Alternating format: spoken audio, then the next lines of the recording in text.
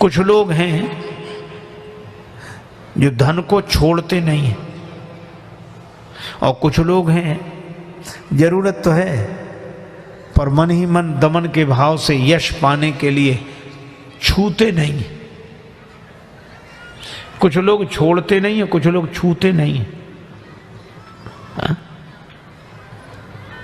एक जगह सेवा कार्य की दृष्टि से आयोजन हुआ। लोगों ने अपने मित्र से कहा कि तुम इतने धनी आदमी हो, दो कुछ। कहने लगा कि अब सब लोग दे रहे हैं तो हमारा देना जरूरी है क्या? अरे भाई, तो सब लोगों को अपनी करनी का फल मिलेगा, तुम भी तो कुछ कर लो। अच्छा तो ठीक है, अच्छा एक काम करते हैं, क्या कल देंगे? ठीक है। दूसरे दिन आया 1 रुपया लेकर, पुराना जमाना, चांदी का रुपया, सो मुट्ठी में दबाए।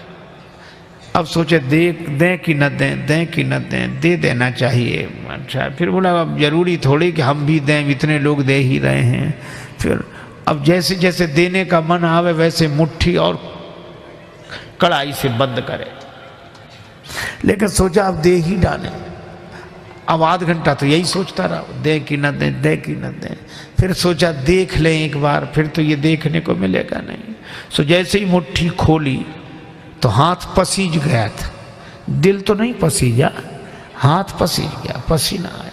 और जो देखा कि हाथ पसीज गया, पसीना, सो रुपए से बोला अरे तुम बहुत रोते हो, हम तुम्हें किसी को नहीं देंगे, फिर जेब में रख लिया। एक वे हैं जो छोड़ते नहीं। हाँ, मुझे एक संत कथा सुना रहे थे। एक सज्जन का नाम था दानचंद। गंगा जी से 12 किलोमीटर दूर उनका गांव था। दानचंद को भगवान ने संपन्नता तो दी थी, धन तो दिया था, लेकिन लोभ ही इतने थे कि लोगों ने व्यंग में ही उनका नाम दानचंद रख दिया था। कभी कोई पुण्य कार्य नहीं किया, कहते खर्च होगा। तो पत्नी ने कहा कि गंगा जी नहाया 12 किलोमीटर दूर हैं, इसमें क्या खर्च हो रहा है, चले जाओ।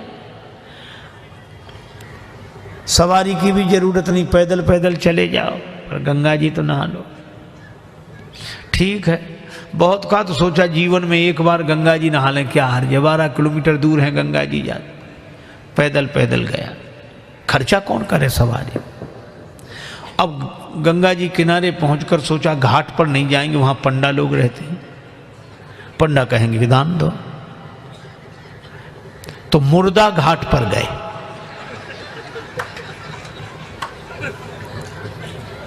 अब मुर्दा घाट तो खाली रहता, कभी कभी कभी कभी दुनिया में अपने घर में कोई सीट खाली करता है तो मुर्दा घाट भरता है, बाकी तो खाली है। सोचा ये ठीक, न पंडा का झंझट, न दान का, न पुण्य का। गए, सो कपड़े उतारे, इधर उधर देखा कोई नहीं है, सोचा डुबकी लगा ले। सो जैसे ही प्रवेश किया, डुबकी लगाई। अब कथा बड़ी सुंदर है। भगवान को हंसी लगी कि इतना लोभी आदमी नहीं देखा। तो भगवान ने सोचा कि चलो आज हम इसको छकाते। तो दानचंद ने देखा इधर उधर कोई नहीं था, पर गंगा जी में जैसे ही डुबकी लगा के और बाहर निकले, वैसे ही पंडा के रूप में भगवान उपस्थित। यजमान की जय हो।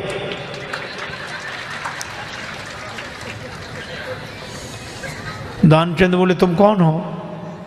भगवान ने कहा कि हम पंडा हैं, संतोषी ब्राह्मण हैं, इसी घाट पे पड़े रहते हैं। दानचंद बोले मुर्दा घाट भी नहीं छोड़ा। पंडा जी बोले हम संतोषी ब्राह्मण हैं और घाट पर तो और पंडा लोग रहते हैं, हम तो यहीं पड़े रहते हैं, और हमारे लिए कोई ना कोई आप जैसा यजमान आ जाता है, 1-1 वर्ष तक का खाने पीने का इंतजाम कर देता है। दानचंद बोले 1-1 वर्ष इंतजाम? हम 1 दिन का भी नहीं कर सकते, 1 समय का भी नहीं। पंडा जी बोले कोई जबरदस्ती थोड़ा ही है, आपकी जैसी श्रद्धा हो, कुछ ना कुछ तो देना पड़ेगा। दानचंद बोले हमने आज तक नहीं दिया। पंडा जी बोले आज तो देना पड़ेगा। तो अब सोचा क्या करें, बोले उधार दे रहे हैं। उधार? हाँ। कितना? बस वो 1 धेला, उन दिनों चलता था 1 धेला, बस 1 पैसा। भगवान ने कहा चल दिया तो संकल्प करा लिया, एक धेला उधार देकर 12 किलोमीटर गया, नहाया, फिर 12 किलोमीटर पैदल चलकर आया। शाम होने को आई, थका हुआ दानचंद बेचारा घर में भीतर सोने ही जा रहा था। तब तक दरवाजे पे आवाज आई, यजमान की जय हो। दानचंद का देखो कौन है। पत्नी बाहर गई, देख कर आई और बोली, किसी पंडा से कुछ देने के लिए कहे आए थे? दानचंद ने कहा था। बोले आ गए, बाहर आई हैं। दानचंद बोले आ गया वो? हाँ। दानचंद बोले कि कह दो कि अभी दानचंद बीमार हैं, 2-4 दिन बाद आना। पत्नी ने कहा कि वो तबीयत खराब हो गई, वो बीमार ज़्यादा हैं, आप 2-4 दिन बाद आना। पंडा जी बोले दान मिले चाहे ना मिले, पर हमारे संकल्प में वो हमारे यजमान बीमार हो, ऐसे संकट के समय यजमान को छोड़ना धर्म नहीं। हम भी यहीं रहेंगे जब तक वो स्वस्थ नहीं हो जाते।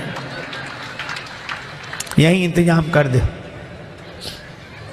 आप तो सामग्री ला दो, हम तो बना लेंगे अपने हाथ से भोजन। पत्नी ने फिर जाके कहा, पर दानचंद भी अद्भुत आदमी। कहने लगा नहीं जा रहा ना, वो लोग कह रहे यहीं रहेंगे जब तक बीमार रहोगे। दानचंद बोला तो कह दो मर गए वो।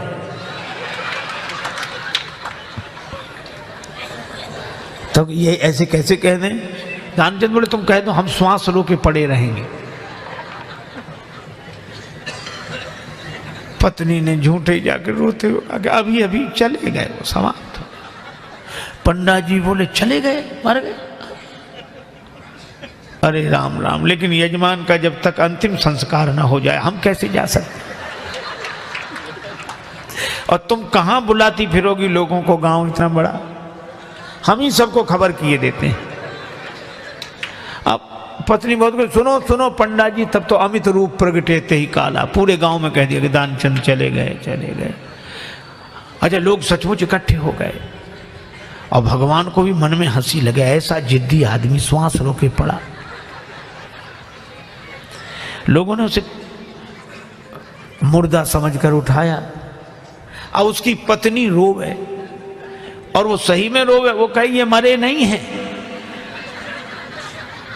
और गांव वाले कहते जाने वाला तो गया, ये तो तुम्हारा मोह है। वो कहे कि नहीं मरे, गए वो तो।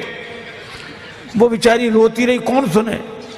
दानचंद को उठा लिया, बांध लिया, और वो भी बंध गया।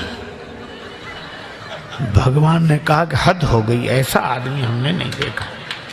भगवान को लगा कि सब हमसे हार जाते हैं, आज हम हार गए इससे। ले गए,